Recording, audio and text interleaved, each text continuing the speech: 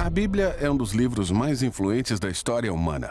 Ela explora as grandes questões ligadas à nossa existência. Ela inspirou muitas pessoas a fazerem grandes coisas. E confundiu muitas outras. E você provavelmente tem uma por aí, largada em algum lugar. Então, o que realmente é a Bíblia?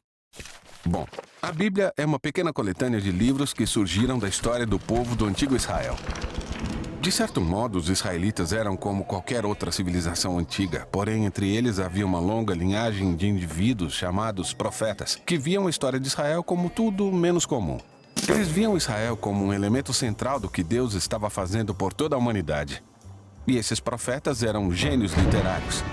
Sério? Sim, com grande habilidade eles usaram a língua hebraica para escrever narrativas épicas e poesia muito sofisticada. Eles eram mestres de metáforas e histórias. E utilizavam tudo isso para explorar grandes questões que envolvem a vida, a morte e as dificuldades humanas. Então, muitos autores diferentes escreveram esse livro. Sim, esses textos foram produzidos durante um período de mais de 1000 anos, começando com as origens de Israel no Egito e seguindo até a fundação do seu reino com o primeiro templo. Mas eles acabaram sendo conquistados pelos babilônios que os levaram para o exílio.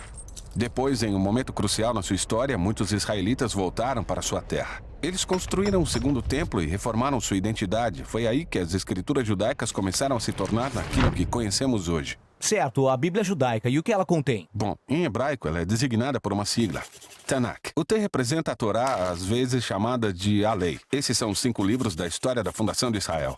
O N representa Nevhem, a palavra hebraica para profetas. Esses são os livros históricos que contam a história de Israel do ponto de vista dos profetas. Depois temos os livros poéticos dos próprios profetas. O K é a abreviação de Ketuvim, a palavra hebraica para escritos. Essa é uma coleção diversificada de livros poéticos, livros de sabedoria e outras narrativas.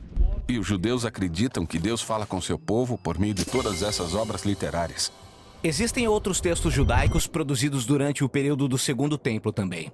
Sim, um grupo de textos muito variados. Esses textos também eram muito valorizados nas comunidades judaicas. E houve debate nos tempos antigos sobre se alguns desses textos deveriam ser considerados parte das escrituras ou não. Ou seja, são muitos textos diferentes produzidos por um longo período de tempo. Por que eles foram reunidos desse jeito? Bom, em conjunto, esses textos contam uma história incrível sobre como Deus está trabalhando por meio desse povo para trazer ordem e beleza ao caos do nosso mundo. E tudo isso aumenta a esperança da chegada de um novo líder que viria e renovaria toda a criação. Mas o Tanakh termina e esse líder não vem. Então é uma obra de arte, mas não tem um final? Exatamente. No entanto, poucos séculos mais tarde, entra em cena um profeta judeu chamado Jesus de Nazaré. Ele afirmou que tinha vindo para levar adiante a história do Tanakh. Certo, então Jesus fez muitas coisas legais, foi morto, mas seus seguidores afirmam que ele tinha ressuscitado e estava vivo. Sim, eles disseram que Jesus era aquele líder tão esperado que iria restaurar o mundo. E por isso seus primeiros seguidores, chamados apóstolos, escreveram novas obras literárias sobre a história de Jesus. Eles chamaram essas obras de Boas Novas ou o Evangelho. Há também um relato chamado Atos contando a expansão do movimento de Jesus fora de Israel. Depois, eles enviaram cartas para as comunidades espalhadas pelo mundo antigo. Eles consideravam esses textos como parte das Escrituras? Sim, os apóstolos escreveram tudo isso como sendo o cumprimento daquela história encontrada no Tanakh. E assim continuaram o brilhantismo literário da tradição judaica. Eles também acreditavam que Deus estava falando com seu povo por meio desses textos, junto com as Escrituras de Israel.